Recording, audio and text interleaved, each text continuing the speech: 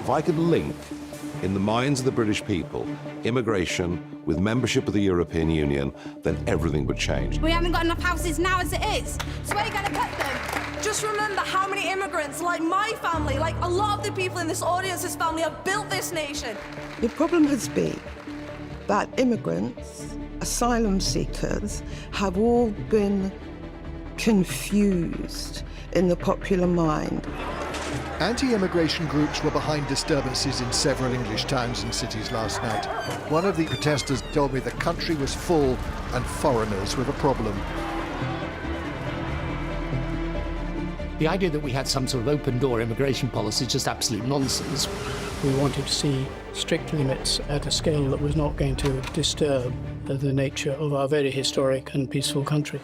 What I saw was the tabloid press becoming unhinged about this issue. British jobs for British workers. Net immigration in the tens of thousands. My promise to you, to stop the boats.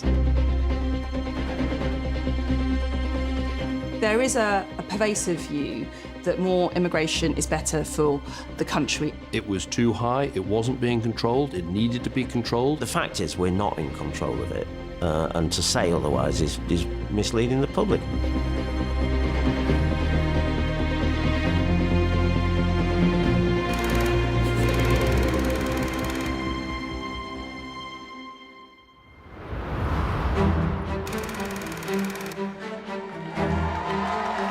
Our ambition for ourselves is matched by our sense of compassion and decency and duty towards other people. Simple values, but the right ones.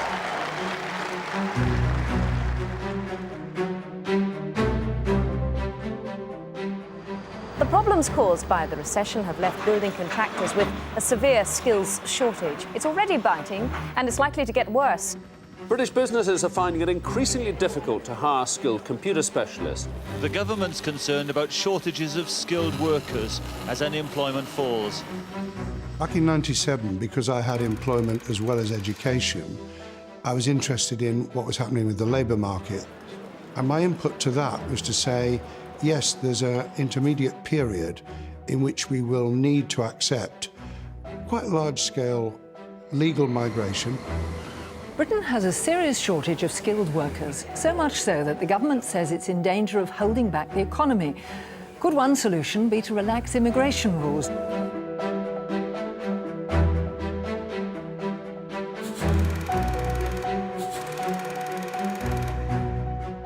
Because our economy was strong, and we were bringing a lot of people in to work in sectors where we needed that workforce, it also had an economic benefit for the country.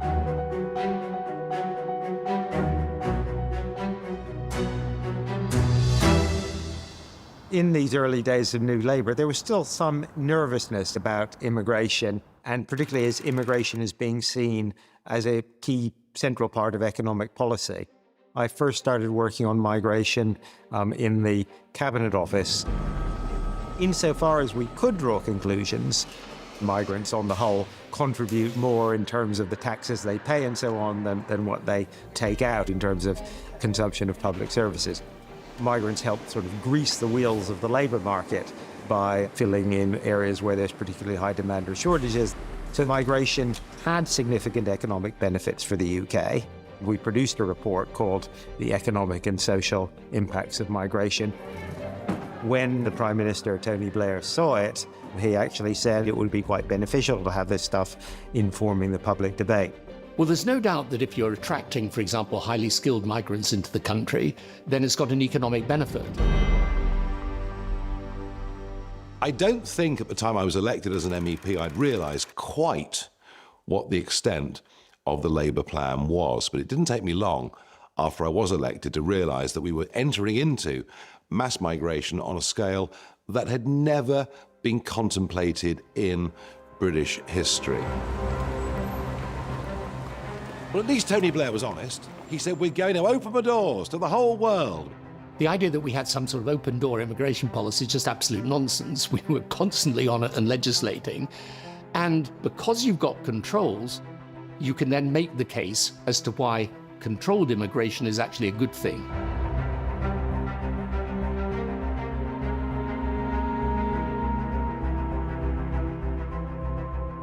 I saw a letter from Professor David Coleman of Oxford University about the whole immigration problem. And I thought that it made a lot of sense. The scale of immigration had trebled in a matter of 2 or 3 years, which over time we thought was going to make a big difference to the nature of our society. As a result of that, we wanted to see strict limits on immigration, confined to people we really needed, and at a scale that was not going to disturb the nature of our very historic and peaceful country. I first came across Migration Watch in the early 2000s when I was in the Department of Work and Pensions, and some of the analysis that they produced of the numbers and projections of migration figures was actually quite useful and reasonably rigorous. There was, however, a pretty strongly xenophobic tone to a lot of their policy recommendations. It was all about migrants undermining British culture or whatever, which I thought was pretty obnoxious, frankly. The risk always, if you're trying to talk about immigration from a logical and sensible point of view, someone will say, oh, he's a racist or whatever, and we just ignore that. They were a very important group. Andrew Green, former British ambassador, sets up Migration Watch. And I remember within 2 weeks talking to Andrew Green, he said, look, we're going to be apolitical, we're just going to do numbers, we're just going to do analysis. And I thought, hooray. Because if I start to say this stuff without it being backed up by a rigorous academic source, I'm going to get in trouble. Little did I realize what that relationship with Migration Watch back in 2001 would mean.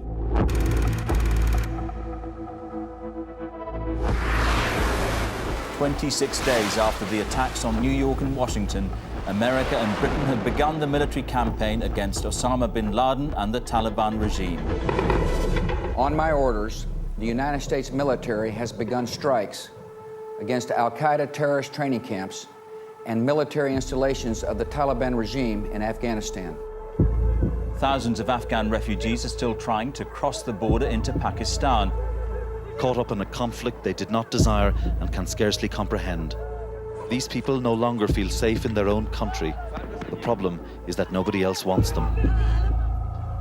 The life in Afghanistan is very bad. So we can't live there. So we heard that in London, it's a good life for Afghan people, for refugees.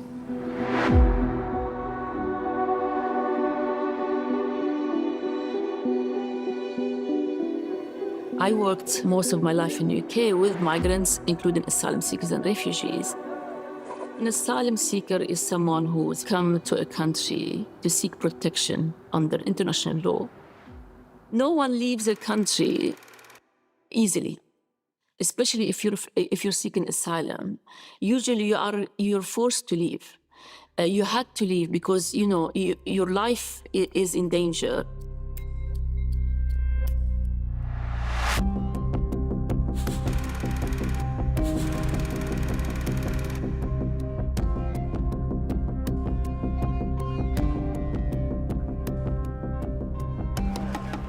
The evidence was that the majority of asylum seekers were really economic migrants. They weren't genuinely seeking asylum. Now, let me be clear about this. These people who are economic migrants, they're not bad people. They're going in search of a better life. But you can't have people coming in and claiming asylum on the basis of political persecution when they're really economic migrants. Some have paid international traffickers, others simply taken a chance. Many are keen to be found so they can make a claim for asylum. The encampment, known as Sangat, on the shores of France, had become a magnet for people being smuggled by criminals, by organised gangs across the continent. The Sangat refugee camp is 2 short kilometres from the Eurotunnel terminal. The proximity is the problem. It's been called a departure lounge for illegal immigrants, people travelling without proper documentation. Their sole intention is to reach the UK. I wrote my first migration story when the Daily Mail asked me to go to Calais. I had a VIP seat at the back of a lorry, and we proceeded to go through the security no checks into the ferry. After 4 hours, we entered the UK. As we were going up the motorway, we heard a knocking, and it was we had no idea who or how many people were in there. The doors were opened, and the first thing that happened was a voice saying, "I'm so sorry." The person climbed out. He was mid-30s. I questioned him on which country he came from. He said Iraq. He said his name was Adele, and he just ran. That was my first experience of meeting a migrant. At the Eurotunnel terminal, a nightly drama is played out. A mass of refugees, sometimes hundreds, charge for the trains. Their hope is that a handful may get through. I can't remember the issue of immigration coming up in the first 2 years of my time editing The Sun. But that changed. There was huge anger on the paper internally and from the readers about an issue that was being mismanaged by the Blair government. The legal bill for asylum seekers more than doubled to £138 million last year. In some cities in the UK, local authorities are struggling to cope with the extra strain the record number of asylum seekers are putting on services. Personally, I think they milk in the country, to be honest with you. Another factor which very much changed everything, which cannot be underestimated, is 9/11. That changed the view of people coming from certain parts of the world. It's not that we're going to be overrun by people, it's that we don't know who's coming into the country. It became a security story and a security threat.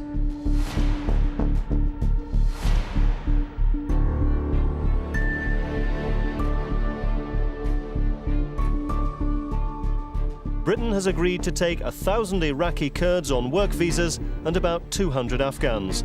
The rest will be dealt with by the French. But when told their only option is to apply for asylum in France, they start to chant.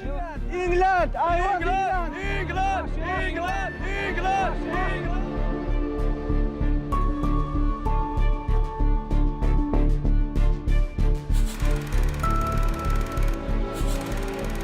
We legislated, we pulled them back down. I remember having meeting after meeting in Downing Street on this issue, and in the end changing the personnel in order to get the result we wanted. If you reassure people that you know what you're doing, that we've got a grip of the problem, that will open their minds and their hearts to those who really genuinely should be here in this country.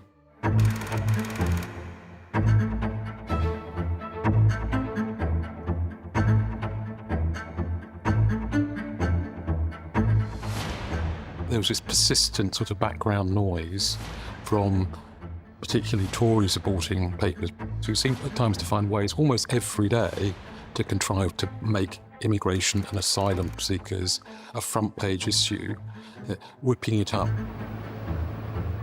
I would spend a lot of time at focus groups. The Sun readership was white, male, and if you had images on the front of the paper of people who were not white, coming from parts of the world that our readers would have no understanding of, the emotion that would elicit from our readers was fear. That comes from racism. I don't know these people. They may harm me, they may harm my family. These tropes, they're manna from heaven, because not only do they get everybody going, they sell. I had huge misgivings about the direction of our own coverage of this issue. What I saw is tabloid press becoming unhinged about immigration. And there was this story that asylum seekers were eating swans.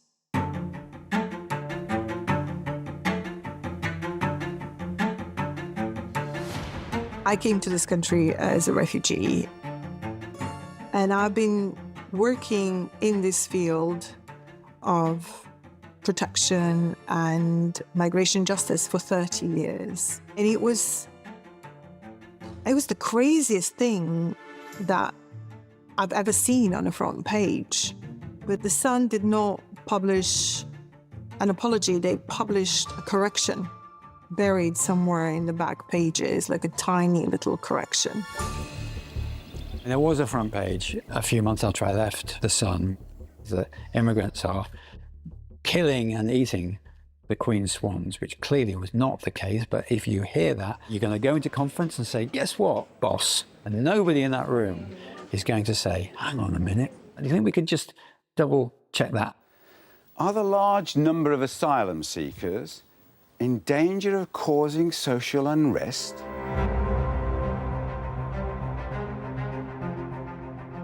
So, how should we deal with asylum seekers? Do you think asylum seekers are causing social unrest, social tension, racial tension, Elaine?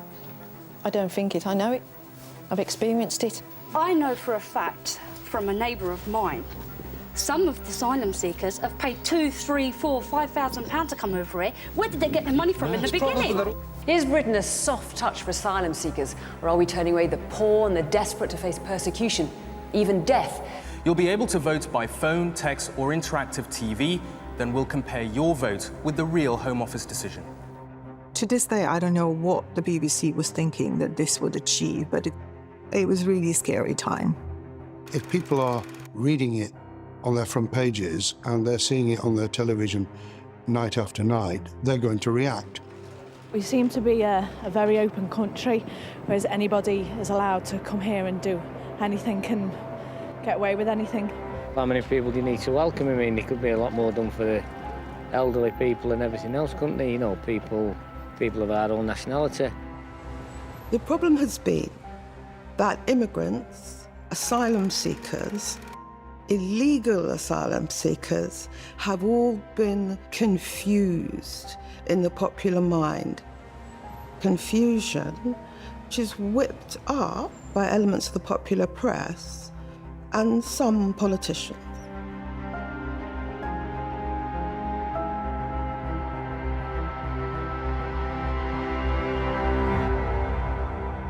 I think my first television interview, certainly with the BBC, that was a step forward. Recently, there's been a surge in asylum seekers, and today Migration Watch UK claims that over the next decade, there'll be 2 million new arrivals. Clearly, migrants have value. Some migrants have value to our economy. The balance is between the value that some of them bring and the sheer cost in infrastructure of 2 million people every 10 years. The press was quite good on asylum because you could take photographs of it, but it was very weak in other respects, and there was certainly very little understanding of what it might lead to.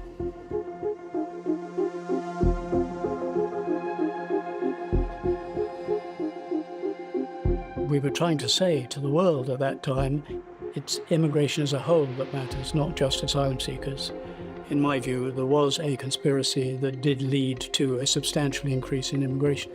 There was clearly a big danger that the issues relating to the growth in the number of asylum seekers would just dominate the agenda and push out any rational discussion of the broader economic and social issues surrounding migration.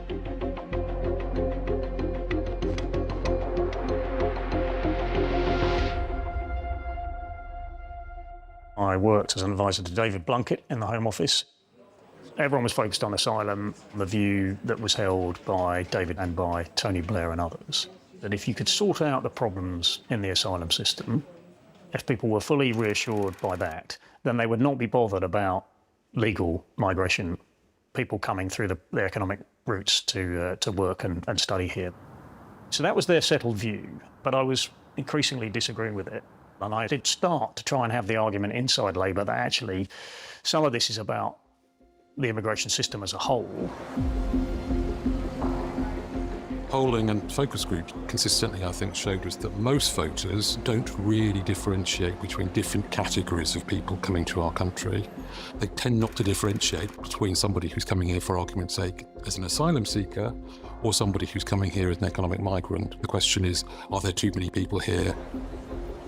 My view is that, we need to think about whether we need to change our policy on that and also the way that we talk about that. But that felt like a pretty lonely position to have within Labour, and we felt that we were banging our heads against the wall a bit on that. Michael Howard has been confirmed as the new leader of the Conservative Party. How will you actually change the Conservative Party under your leadership? More of that later.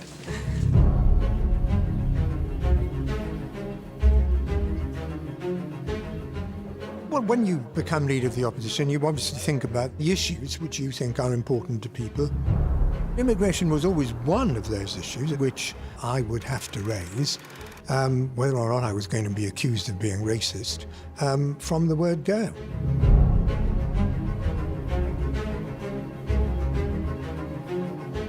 In the early 2000s, we were still living with the memory of Enoch Powell and the things that he had said. Some of the things he said were right, of course. The thing was immigration was much too high and would have implications, etc. But he overshot very seriously and shot himself in the foot, really. So we had to be particularly careful not to appear to be part of any such movement. One of the key elements that we were stressing is what we call net migration. It's the number of people who come to the UK for more than 6 months, minus the number who leave. That is the key.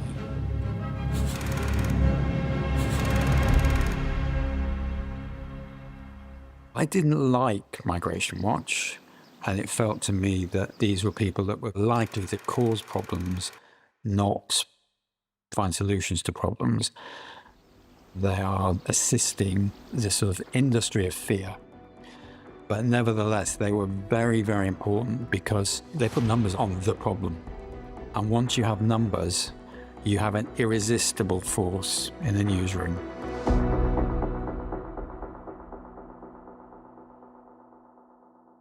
We are talking about a net increase of people coming into this country over those going out of about 200,000 people. That's a city the size of Milton Keynes or Newcastle. Now, for how long is that sustainable? Well, it's permanently sustainable at that level.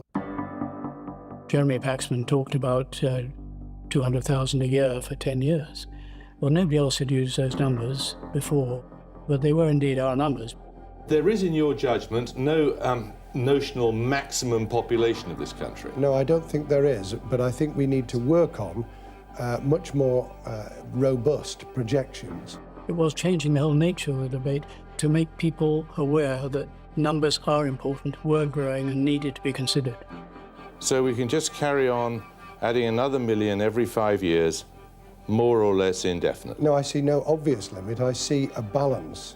I was in the room, actually, when he gave the interview. This was not a line that we had rehearsed before, and even as he said it, I sort of winced, because I knew it was going to be a problem.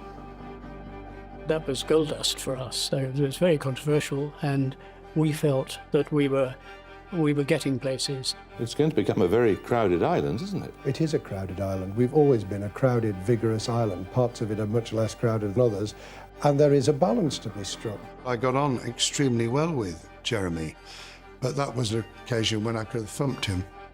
And I still can't answer the question, what is the upper limit that is acceptable in our country? What David Blunkett said was absolutely consistent with the whole attitude of that Labour government. They didn't think there was an upper limit of immigration. They were encouraging it. And it took place in very large numbers. Came at a time when people felt that we didn't care about overall numbers. And it is true that we weren't caring enough about overall numbers. What David said was completely misinterpreted. What he was saying was that provided it's a decision as to who comes in and who doesn't, there's not some arbitrary number that you put in place. You don't choose a magic number. There are times in life when pressure groups are really important. They display a widespread commitment and feeling. And there are other times when you have an organisation, if I could use the expression, one man and a dog, but they get enormous attention. And it's a real worry when that happens because it changes the nature of the debate. Numbers are a polite way of expressing hostility to migration as a whole. Under the proposals announced by the Home Secretary on Monday, will net immigration rise or fall? The abusers will be weeded out, and as a result of an end to chain migration, the numbers probably will fall, yes. Isn't the difference between us that we will impose an annual limit on immigration? He refuses to do that, and isn't that why only a Conservative government can be relied on to bring immigration under control? I did meet Andrew Green, and I think that the information they've provided has been quite useful. The Conservatives were interested, I think, because they could see the public didn't like the scale of immigration that was developing, and they could see that this was leading to difficulties.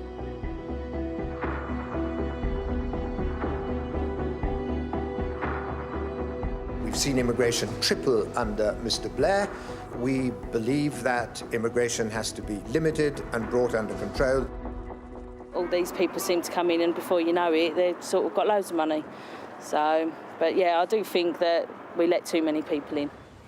There were very real concerns in large sections of the public about this issue, and I was responding to those concerns in a practical and entirely responsible way. The slogan, "Are you thinking what we're thinking?" He was saying some things which we, the silent, right-thinking majority, think, but which they, the sort of fashionable people in Westminster, don't think we should say. I thought Michael Howe was right to highlight the importance of immigration. It had grown hugely in recent years. It wasn't properly being discussed and debated by politicians. Indeed, I was involved in writing that 2005 manifesto.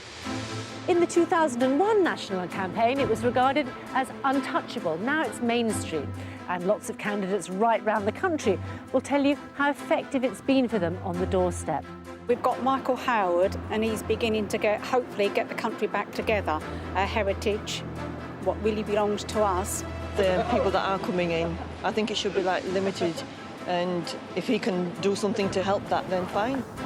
And I talked about policing and health and education, but I did also talk about immigration. I was frustrated by the extent to which the media focused almost, well, very largely on immigration. Tony Blair has accused the Conservatives of playing politics with asylum and immigration out of desperation. I think that our work abroad during that election achieved a great deal in terms of immigration being understood as a problem. Tony Blair has won an historic third term in office, but Labour's majority in the House of Commons has been sharply reduced. I've listened and I've learned, and I think I have a very clear idea of what the British people now expect. Ironically enough, I was told by one senior Labour figure after the election that the mistake I made was not going hard enough on immigration.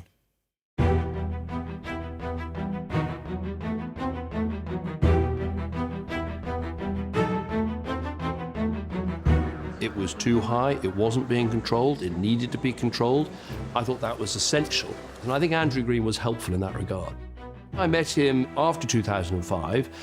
He actually lived near my constituency, and I went to go and see him. He said, "Come and see me, I'm a former diplomat, but also I've got this project on migration." And actually, Andrew Green brought some rigour to the different categories, the different policies, the different potential approaches. 10 new countries have been formally welcomed into the European Union. The historic expansion creates the world's largest trading bloc, bringing the population of the EU to 455 million, and has been greeted with celebrations across the continent.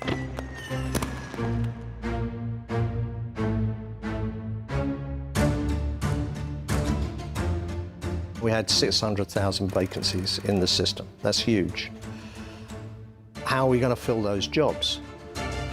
The economy was doing well. It needed more people than we had in the UK. And there was a very strong sense from Number 10 and in the Treasury and the business departments of Whitehall that it was good for the economy to encourage legal migration.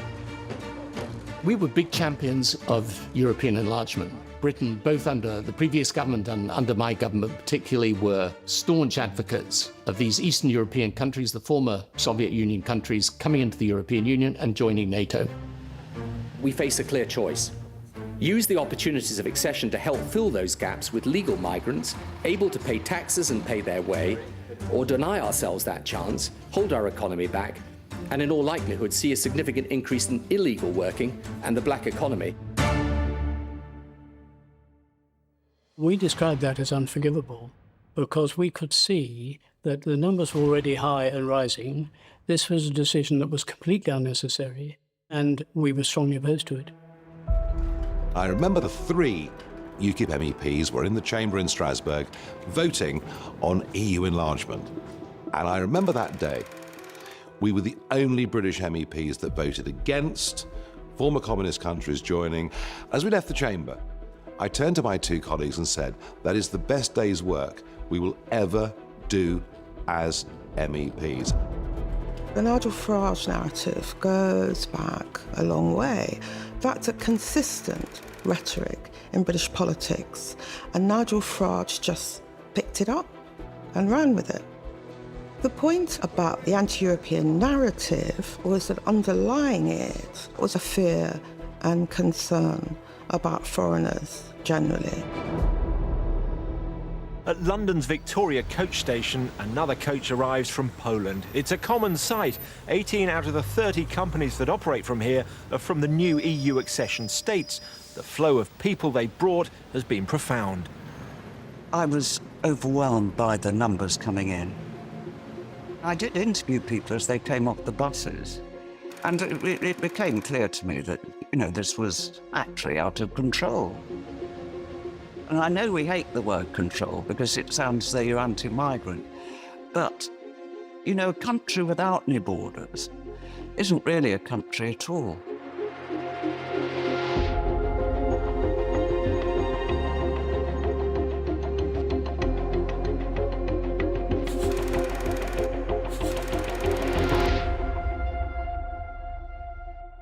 I think my career and UKIP's propulsion was directly down to the increasing size of the population as a result of opening the door unconditionally to a lot of people from former communist countries.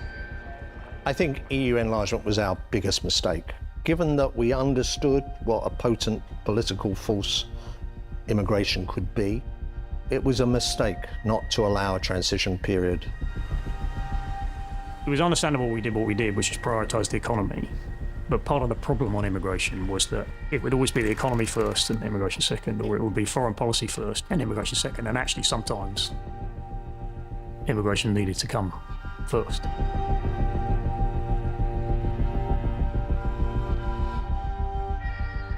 After EU enlargement, when we started to get quite significant numbers of people coming to the UK, we started to find in the opinion research this growing sense that actually our public services are already under pressure. It meant that immigration went from being, you know, issue number 5 or 6 in the opinion polls to often being issue number 1 or 2. They come in this country, no wonder we've got no hospital beds. I myself am not racist. I just want to see an end to all this immigration over here. The language people started to use in focus groups is one of fairness, and it doesn't feel fair that someone can come to our country from a different country and draw on our public services, to draw on our benefit system, social housing. I think they're letting too many immigrants in. They're taking all our jobs. You know, I've been looking for work for a long time now. There's nothing about. I remember having some conversations with Treasury officials. It was their view that migration was positive for the economy as a whole in terms of taxes, you know, less the use of public services and benefits.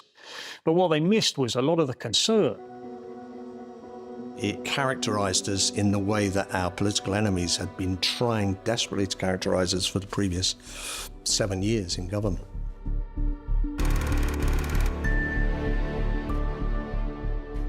This will be a new government with new priorities. Let the work of change begin.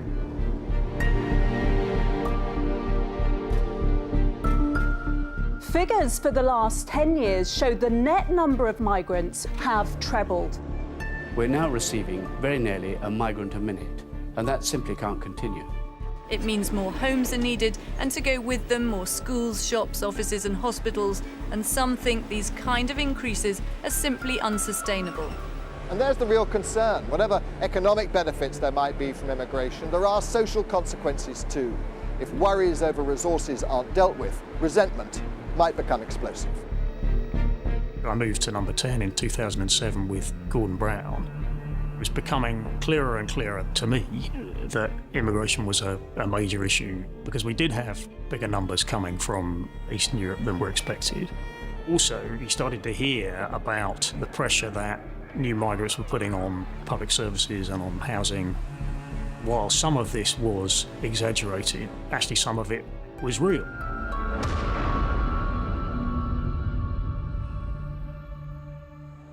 On the one hand, the government wants to talk up the economic benefits of immigration. Yesterday, it was telling us that foreign workers added £6 billion to the economy last year. On the other hand, feedback from official bodies around the UK now shows us something of the downside, with pressure on public services and concerns about the impact on crime, health, housing and education. The government's critics say action is long overdue.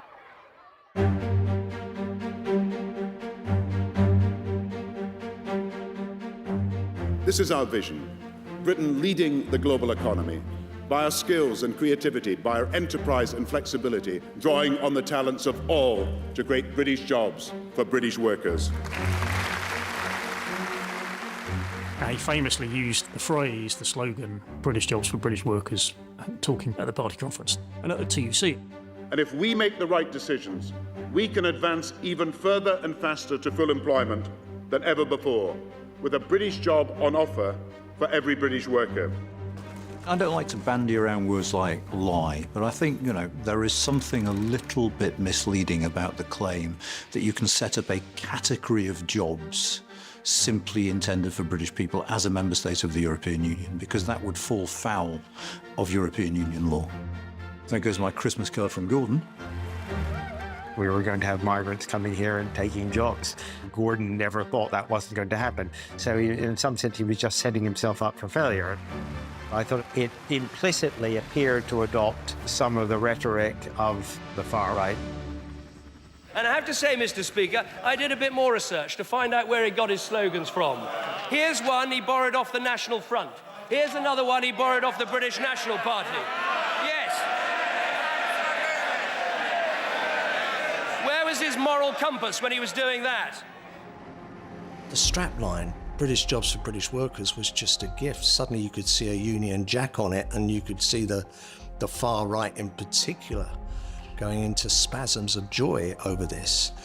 British jobs for British workers. I still feel uncomfortable with it now.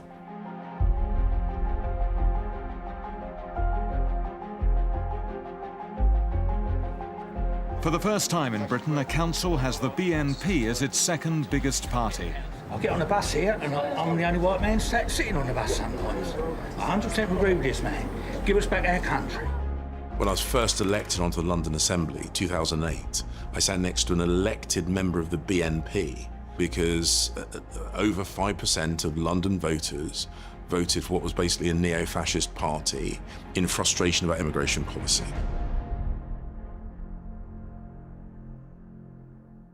David Cameron was aware that immigration was a huge issue, and he wanted us to have a tough policy that bore down on the numbers.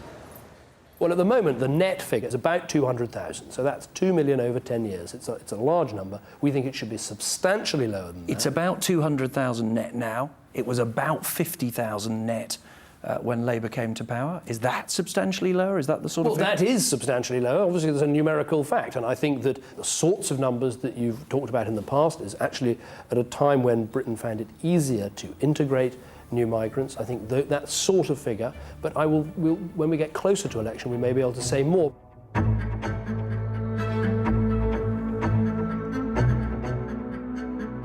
We had been trying to get policy focus for some time, that there needs to be a cap and it needs to be 100,000. We're full of people. We really do not need many more. The trains are absolutely packed with people, as you can see. The motorways are stuffed with cars. There's housing, schools, hospitals. It's just getting very difficult to live. And we had been saying there must be an actual target for government departments to work to. I'd say the discussion about numbers is entirely shallow, and there were various pressure groups in this country who thought it was all a numbers game. There's a Britain is full approach to things, and I thought it, in a pernicious way actually, sought to poison public debate.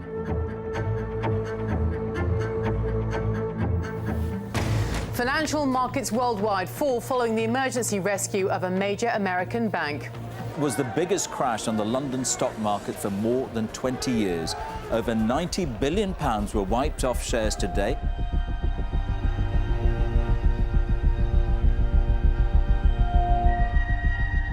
The long-running crisis in financial markets is having a bigger and bigger impact on the real economy. It's been another day of losses in the job market. Unemployment looks set to rise to 2.2 million by the end of 2009. Economic insecurity is always a good breeding ground for anti-immigrant feeling. If you have high levels of unemployment and high levels of immigration, that narrative about people coming and stealing our jobs is more powerful. I just feel that the government are giving more support to the immigrants rather than British people. Well, I feel very betrayed, to be honest.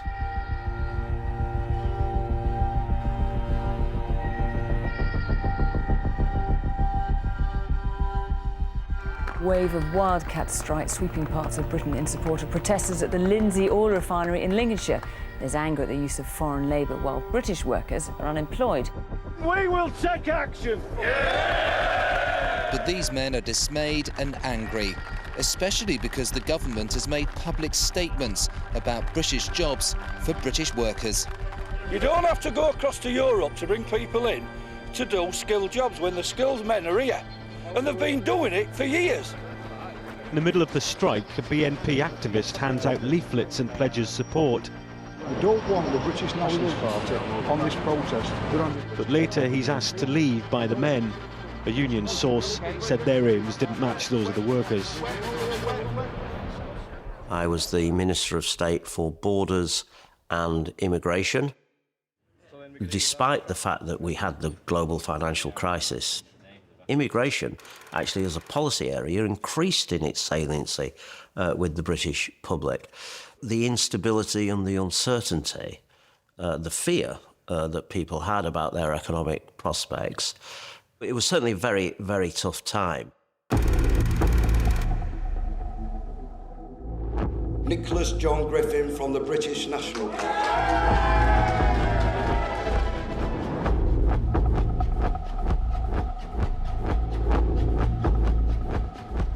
Someone has to stand up for the majority indigenous population of this country just to get a level playing field, because racism in this country overwhelmingly is directed against people who look like me.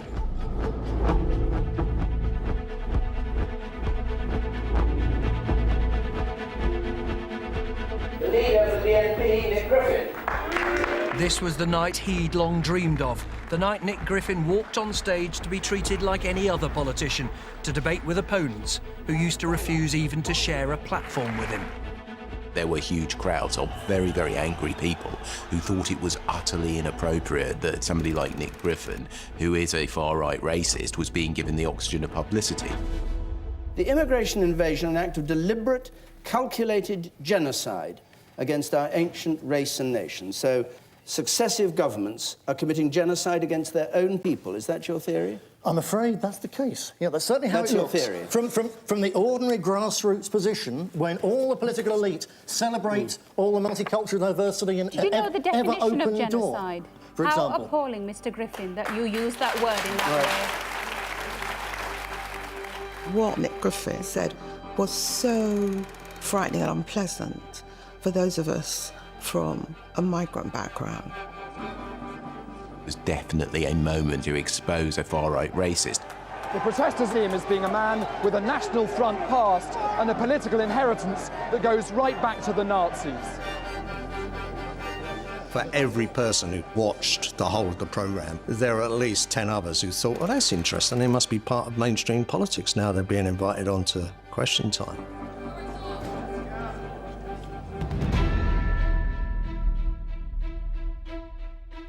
The Queen has kindly agreed to the dissolution of Parliament, and a general election will take place on May the 6th. And this election is about big choices. 5 more years of Gordon Brown, or change with the Conservatives. Our manifesto will hardwire fairness into British society. Controlling how many people come to this island is right up there in the list of voters' concerns, according to the polls.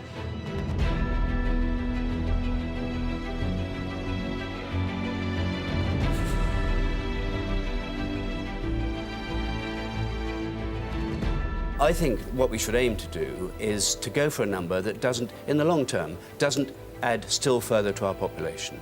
Now, roughly 100,000 Brits leave every year. Now, we should be able, roughly within that, to get immigration down to a similar level. I do think we need controls and we need limits. Limits, so 100,000? No. Well, I think where I disagree with Andrew is to say you can fix a limit and say that's the limit.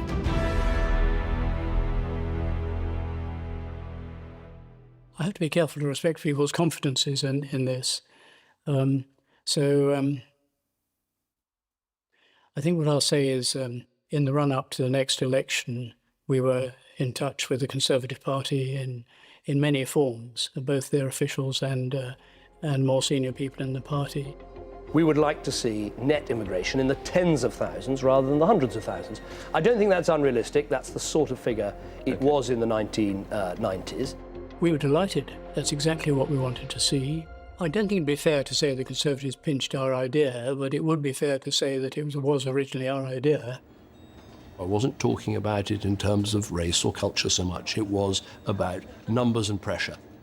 It's about turning up at primary school and finding you've got lots of new kids in your class and it's overcrowded. It's about going to the doctor's surgery and finding there are many, many more people trying to get on the doctor's surgery list. And if you talk about numbers and pressure, you need to have some idea about the sort of number you're aiming for. I was surprised when the Conservative opposition committed to it.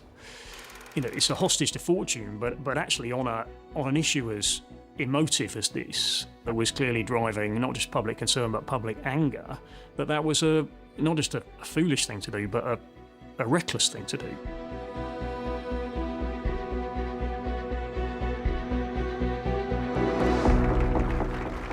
Early that morning, Jack Straw and Gordon Brown had come to my constituency, a marginal constituency. We'd held a debate in front of the cameras.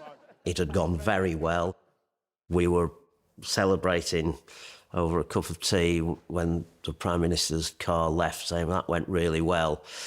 We got back to the office after canvassing, turned the news on to see just down the road in Rochdale, 5 miles away, the Gillian Duffy. You can't say anything about the immigrants because you're saying that but all these Eastern Europeans what are coming in, where are they flocking from? So I was editing the 6 and 10 o'clock news when Gordon Brown was hot mic'd. It's a disaster. What did she say? Oh, everything. She's just a sort of bigoted woman. There was a very quick decision at the BBC to use the material. Gordon Brown calls a voter a bigoted woman, a major embarrassment on the campaign trail. You're joking. Because, I mean, how do you feel about that? Where was I a bigot? Why has he come out with words like that? He's going to lead this country and he's calling an ordinary woman who's just come up and asked him questions what most people had asked him. For the person who is leading the country to say that a person who was raising issues about immigration was a bigot just exploded. Prime Minister, do you still think Mrs. Duff is a bigot? I wanted to come here and say to Gillian, I was sorry, to say that I'd made a mistake, but to also say I understood the concerns that she was bringing to me, and I had simply misunderstood some of the words that she used. It was so important because it did reveal a reality that the Labour government had wanted hidden, that's what they really thought about people who were concerned about immigration. And others had spent 5 years in opposition arguing that this is a real issue, this is a real issue for real people. Stop saying it's just Tory rhetoric. It's not. It is packed with them on all the other council estates. This is the only one in Rochdale that isn't packed with the immigrants. There's rafts and rafts of them.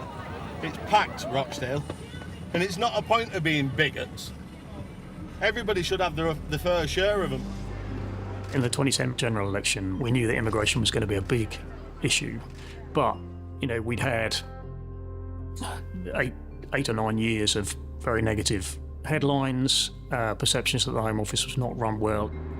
So against that backdrop, the changes we'd made, even though I felt we had a better narrative, it was too little, too late, and we knew we'd lost the public's trust on immigration.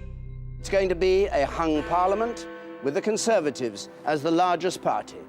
Within the past hour, Gordon Brown has said he intends to stand down as Labour leader and Prime Minister. I aim to form a proper and full coalition between the Conservatives and the Liberal Democrats.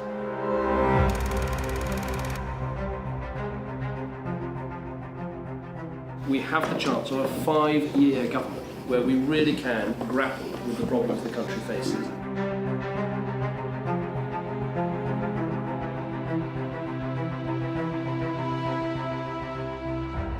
So we were landed with this objective, which the Conservatives had put in their manifesto, and which they then treated as hard government policy, which the Liberal Democrats fundamentally disagreed with. It was unenforceable because there were certain things we couldn't control, migration from Europe, and also if British people chose to stay here, this actually pushed up net immigration. It was absurd. It's not something we could control. I mean, we're not North Korea. There were officials in the Home Office, I discovered, were quite tough-minded about immigration, but economists around the place weren't. They subscribed to the view that immigration was good for the economy.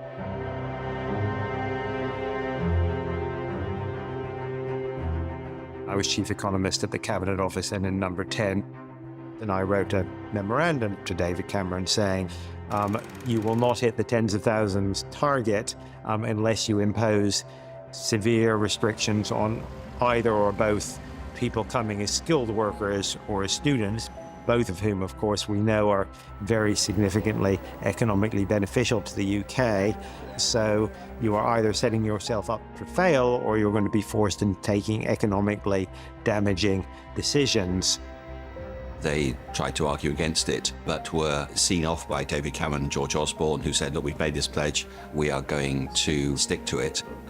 Jonathan Porter is a very intelligent man, but he didn't really agree with anything the government was doing. So he wasn't the first person I was going to listen to, frankly.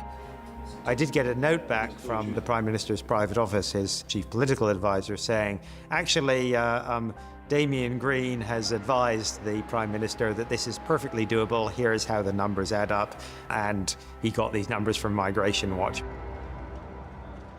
I looked at the numbers and I immediately said, no, these don't add up, you've done them wrong, you don't understand how the visa system or the immigration system really works. No, I'm not going to comment on Porter's. I have a very low opinion on him, and I'm not prepared to talk about him. I essentially got another note back from the Prime Minister saying that he didn't want to know. That is one of the reasons why I left the Cabinet Office not long after. Well, Migration Watch undoubtedly had a very significant influence on certainly thinking in the Home Office and with the Prime Minister, and with core ministers, they were very influential. I thought Migration Watch were worth listening to because they brought a lot of data and a lot of rigour and some policy proposals. We were in close contact with the Home Office at every level, actually. We thought it was doable. We had expected it to be done, as they did too. I remember in meetings in the Cabinet Room where Green and his organisation, which were constantly warning of the dangers of high immigration levels, were effectively treated as advisors to the government. Ultimately, government policy was all decided by the government, by me and the Deputy Prime Minister and the team, but actually having a group of people saying, here's some ideas for how you can control immigration better, that was a good thing.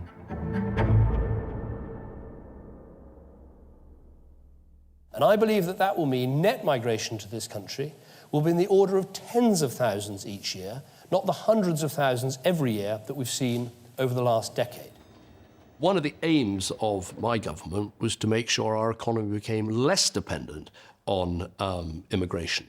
You know, while you've got 5 million British people of working age on out-of-work benefits, you're never going to have successful immigration control. So we did have a welfare reform policy to get those people back to work. We had a training and skills policy. So I don't accept that getting net migration to below 100,000 was impossible.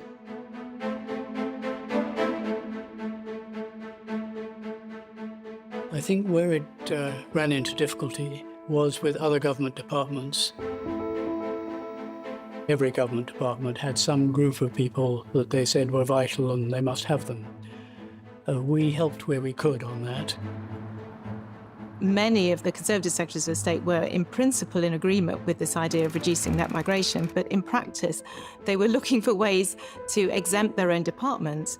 You know, the impact on social care, for example, on medical professionals, on business. You know, there were people right across government who were arguing for exemptions. Any government is desperate for economic growth. A lot of that is going to come from migration. So you can see that tension, that argument playing out sometimes in cabinet.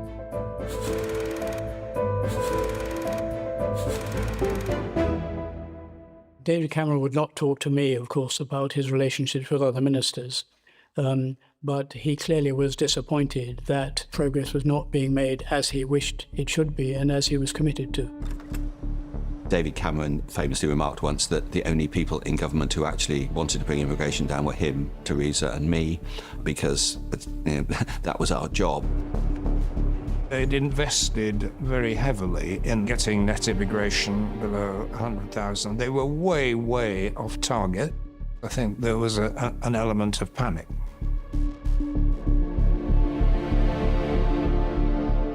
I don't think there's an issue on which public trust has broken down more between two so-called major parties in the great British public than immigration, both legal and illegal.